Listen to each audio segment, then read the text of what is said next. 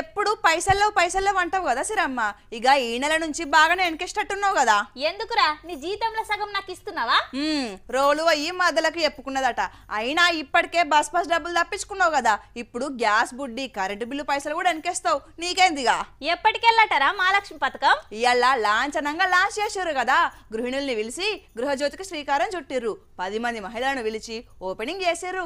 నన్ను కూడా రమ్మన్నారు కానీ వార్తలకు టైం అవుతున్నదని చెప్పని వచ్చిన. సాల్తీ గాని ఇంతకు ఈ పథకాలు నాకు అత్తాయి అంటవా? నీకు అన్ని అర్హతలుంటే వస్తాయి. గదే చెప్పమంటున్నా.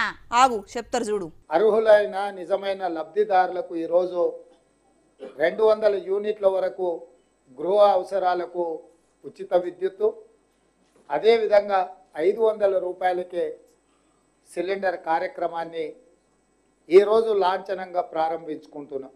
ఇప్పటికెళ్ళి గ్యాస్ బండ కాదు సర్కార్ ఇచ్చే అండ అని అంటున్నారు కాంగ్రెస్ వాళ్ళు.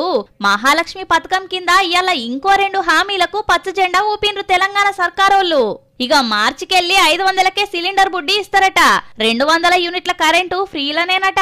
అర్హతున్నోళ్ళందరికీ వర్తిస్తదట.